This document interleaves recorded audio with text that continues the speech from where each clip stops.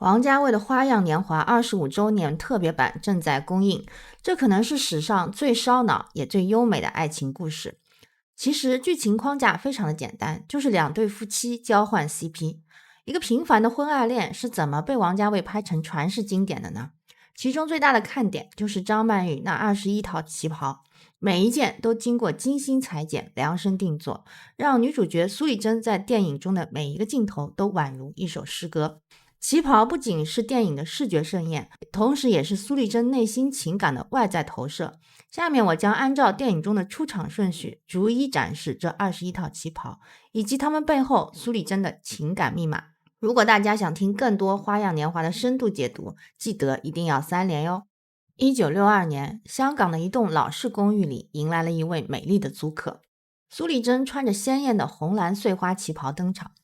同一天，周慕云也租下了隔壁的房间。这件旗袍，苏丽珍在很多场合穿过，这是她在人前的面具，家庭幸福，事业有成，体面光鲜。但光鲜的外表下，藏着一颗寂寞的心灵。因为丈夫工作太忙，总是出差，丢她一个人独守空闺，连搬家都是她一个人操持。在狭小的楼道里，苏丽珍与周慕云因为搬家而相识。第一次照面，苏丽珍的笑容惊鸿一瞥。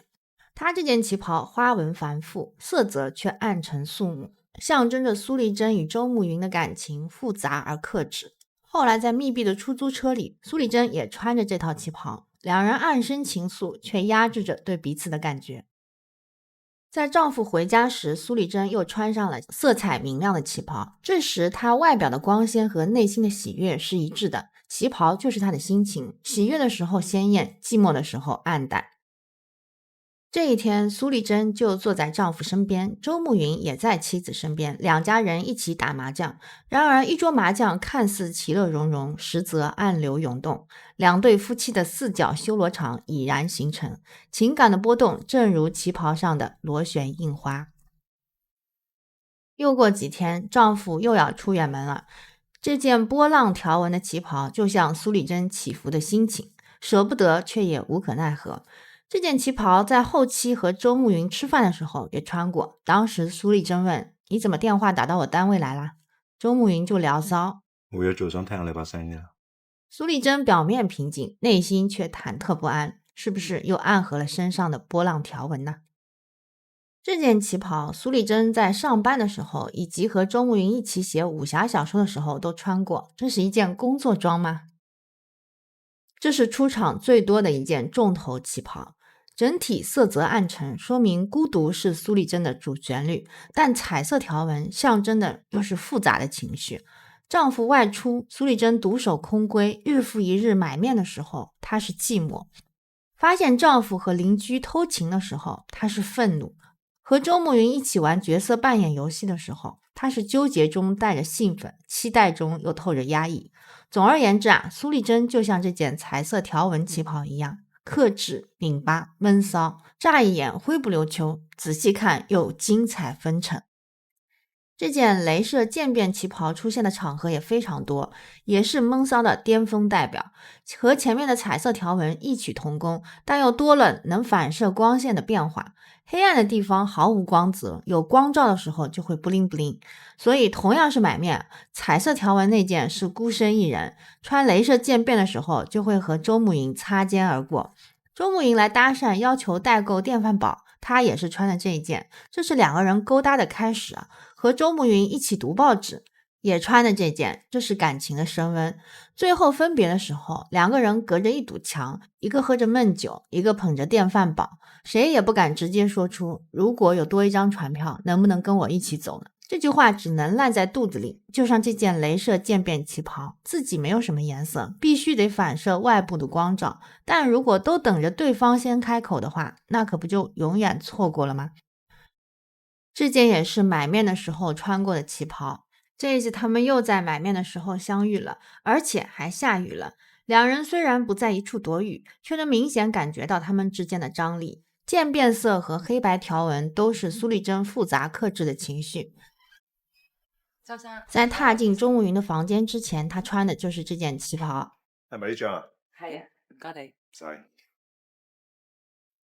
但下一次站在门前，已经换了这件荧光绿格纹。因为借书和还书，他终于有了冠冕堂皇的理由踏进这一步。这一来一去，不就日久生情了吗？他们的感情就是从借武侠小说开始升温的，所以后来他们一起在2046房间写武侠小说，也是穿着这件。鲜艳的颜色象征苏丽珍从压抑到快乐的心情，从朦胧到明朗的情感。可惜，当他最后一次穿着这件旗袍在2046房间，已经人去楼空。这件衣服啊，只出现过这一次，总体就是一个寂寞的颜色。周慕云的老婆天天不着家，苏丽珍的老公也是，两个人同病相怜。周慕云发现老婆出轨了，就约苏丽珍出来吃饭。这件旗袍就是影片开场苏丽珍的第一套红蓝碎花旗袍。他们不是在约会，而是在当名侦探柯南。一番你来我往的试探，他们发现了彼此的配偶是奸夫淫妇的秘密。其實我先生都有條呔同你一模一樣嘅，佢話係佢事頭送俾佢嘅。我太太嘅有個手袋同你嗰個一模一樣。我知道啊，我見過。他们想要知道这一切是怎么开始的，于是玩起了角色扮演游戏。不如今晚唔好翻屋企咯。我老公唔會咁樣講嘅。从这里开始，前面出现过的旗袍轮番登场，在调查奸情的掩护下，他们俩的感情也在暗暗滋生。所以苏丽珍也穿得越来越光鲜亮丽。后来他们几乎天天约会，乐不思蜀啊。结果遭到了房东太太的训斥，苏丽珍只好乖乖地待在家里看房东打麻将，但是她的心思却在周慕云身上。红色象征炽热的欲望，他去了2046房间赴约，他们什么都没做，但好像什么都做了。旗袍外面要盖上鲜红的被子，这是欲盖弥彰呀。就像他们两个人在房间里写小说，明明什么也没干，却做贼心虚。旗袍上弯曲的暗红色花纹，就像那纠结的内心。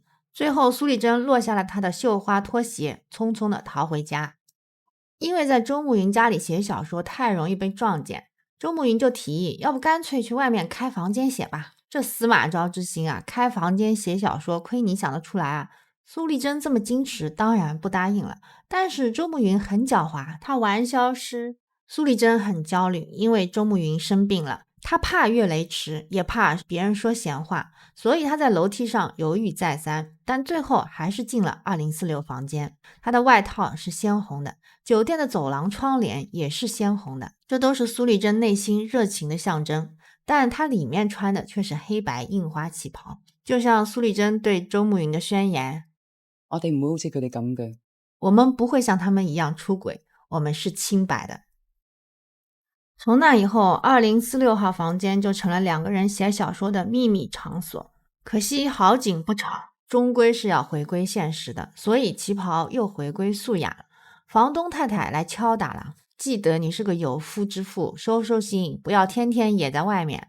王家卫故意给脖子和腰这么大的特写，这是传统社会对女人的规训，就像这件旗袍的高领和收腰一样，令人窒息。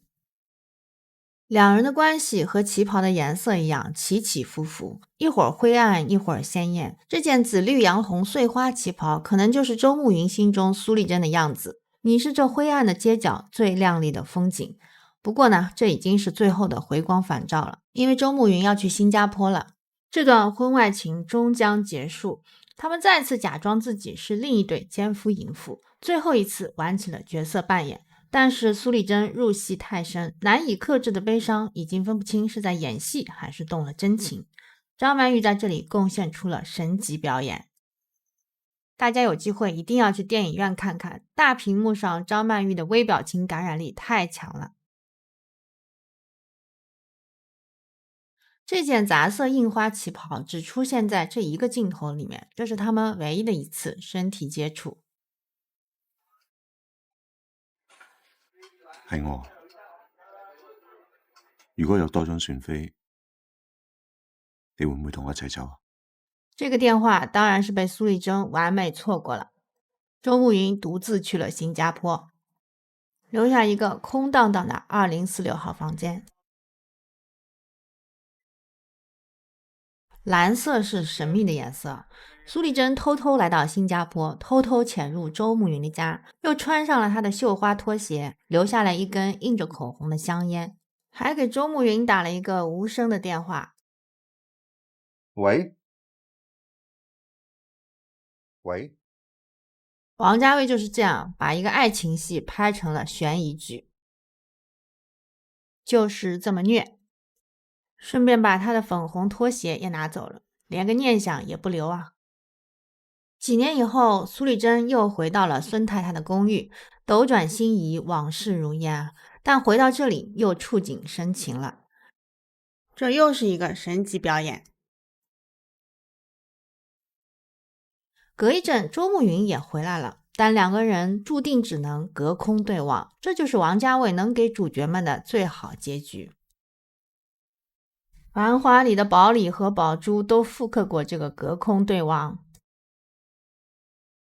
这是最后一件旗袍，在被删减的花絮里面，周慕云和苏丽珍其实是有一夜情的，这个孩子也是他们的孩子。不过呢，幸好王家卫最后删除了所有不合时宜的亲密戏，以及破坏气氛不着调的内容，他做了极致的减法，给了足够多的留白，才终于给我们留下了最美好的想象空间，也成就了一个影史经典。最后，我们就从头到尾把电影正片中出现的21套旗袍连起来看一遍。